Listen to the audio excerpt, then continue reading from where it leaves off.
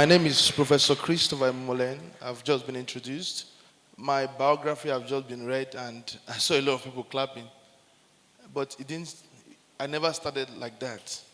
You heard on a paragraph that said I lost my father at the age of 12. Losing a breadwinner at a tender age can change the direction and trajectory of a man's life. I was that boy that was in the university and could not afford to buy a textbook. So there was a time that I asked a friend to lend me his textbook, and I said I was going to give you my ID card in case you're looking for me. And the guy said, Chris, everybody knows your shirt, because I was always on a single shirt, the same shirt all through. But I decided that I was not just going to end up that same way. I don't know your story, but I believe that success, like every other speakers have said here, is intentional. You must decide. Success does not happen by gambling. It happens by decision. One of my role models in life is my father, who died even when I was young. I had to study his life and see that he's a great man, though God has blessed us today to do similar thing and more little things than he did in his time. But I studied to know that he's a man that believes so much in integrity. I studied to know that he's a man that believes so much in relationship.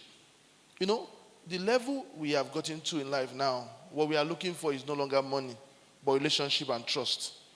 Because relationship and trust would open more doors and bigger doors for us as we journey. One very fundamental thing I've learned also is a principle that states that there is no reason good enough as a reason to fail in life. I've seen a lot of people who blame their wife, who blame their location, I've seen people who blame non-living things for their predicament. There is no reason good enough to be used as a reason to accept failure. Because whatsoever reason you want to use to accept failure, same reason had happened to other persons that also succeeded. I've seen women who sell toothpick. I've seen men who sell office pin and are billionaires. What matters is your approach and how you want to take over what you want to do. So no reason is good enough to be used as a reason to fail in life. When we're growing, I want to speak as to using my personal life as an example. After my NYSC, I did my master's here in University of Lagos, Material Methodological Engineering here. And after my first degree, I discovered that making money is solving problems. We all know that. Making wealth is the ability for you to solve uncommon problems. The ability for us to create a system that makes people achieve their daily tasks easier. Everybody is looking for an easier way to do their daily tasks. Human beings naturally are lazy unconsciously. If you are able, or if we are able to build a system that makes us achieve our daily tasks easier, believe me, naturally, human would tilt towards that direction. And you earn more financially for providing such service. We are looking for easier way to live, easier way to eat, easier way to talk, easier way to transport, easier way to communicate, easier way to make people love us, easier way to do everything that we currently do. Who told you that this cloth is what you must wear?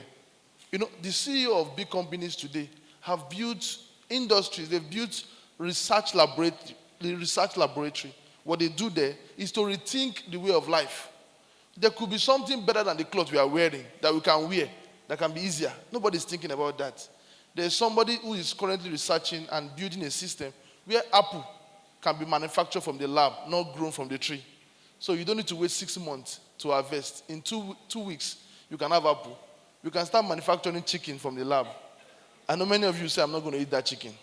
But when it happens, we're all going to, yes, we'll adjust to it. Remember that the characteristics of living things is no longer Mr. Najadi. It's now what? Is now what we know, because adaptability is now part of human characteristics. We adapt to what is there. So when new technology comes, even if you fight it, after some time you adapt to it. So we saw a lacuna in the educational sector in Nigeria. Every year we have over 1.5 million people write JAM, and the educational system can only admit 200,000 in Nigeria. Every year we have students who are supposed to be in school on strike, like what we currently have. We took advantage of that opportunity.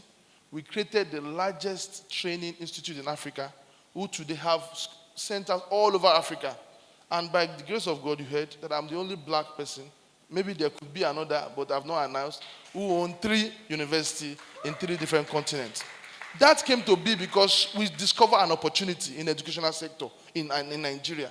The market is massive. We have over 220 million population. We have over 50 million people who deserve to be in higher tertiary education in Nigeria. Yet, the tertiary system can only give access to about 15% of them. There is always opportunity wherever you find yourself. All you need to do is to discover them. All you need to do is to identify them. All we need to do is to start harnessing it. There is no reason good enough to be used as a reason to fail in life. Through critical thinking, you can begin to tap into great opportunity. Through acting now, you can begin to convert that thought in your mind into manifestation. I tell people that do not allow your thoughts stay too long, more than 24 hours before actualization. When you allow thoughts stay too long in your head, they begin to corrode. My engineering friends understand what that means. 24 hours should be the largest time lag before your thought is implemented. My prayers for Africa is that very soon we begin to touch our thoughts. When a man touches his thought, it means that you have achieved something. The phone you currently hold in your hand was someone's thought, but today you are holding someone's thoughts. So the process of converting your thoughts into physical reality is a very big process that requires us to analyze our thoughts and to implement it quicker. See, let nobody tells you that the thought you have in your head can never manifest to success, because success by itself is not in thought, but in physical reality. Many of us have given up on great thoughts, great dreams. Many of us have looked down on ourselves to saying that our thoughts cannot work because you spoke to someone who discouraged that thought and did not allow you to implement that thought. Who would have told us today that at this age, 39, I would be contesting as the president of Nigeria? So that is because I believe so much in the power of thought and so much in the power that there is nothing impossible to be achieved in life. There's nothing impossible. The only thing impossible to achieve is what has not come into your mind. Once you are able to think of it, believe me, you can achieve it. So this is it, dreams. So once we have thought in our mind, it's a dream. And the biggest thing that could happen to mankind is when we all dream and we pursue our dream.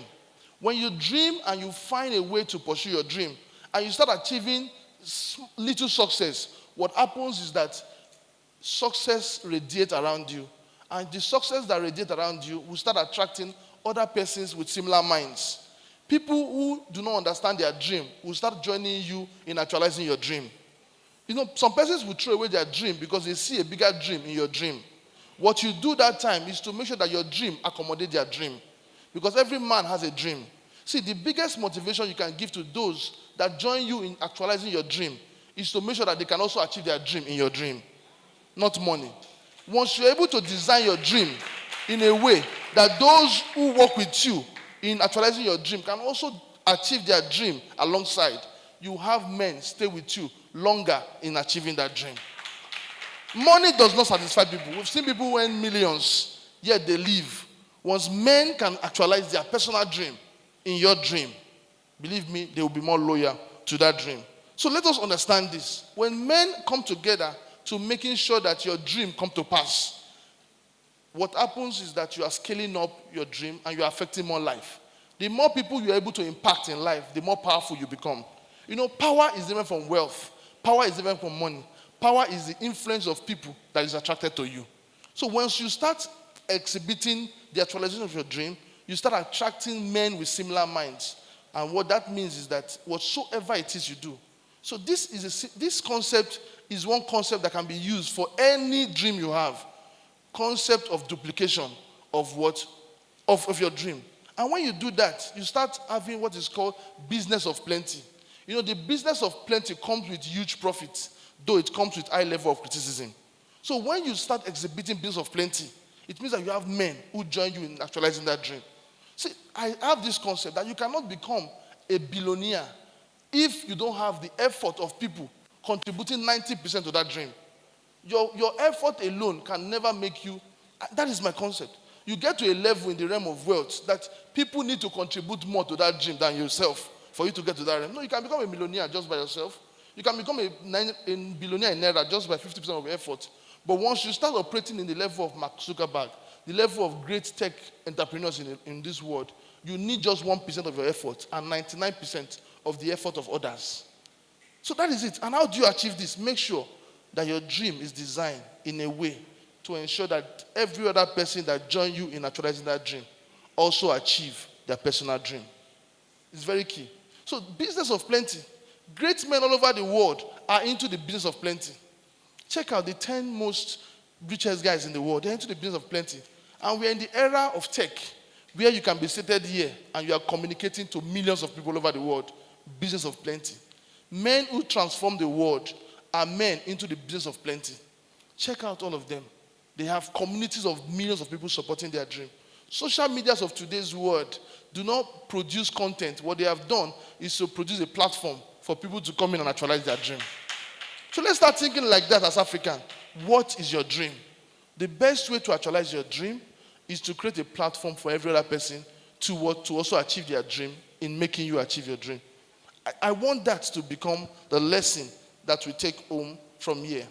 Do not wait to be called upstage. You must begin to think about creating your stage. You know, if I had waited all through my life, I would have been waiting for a time that I'm prepared to. Don't wait to be called upstage. You can walk to the stage.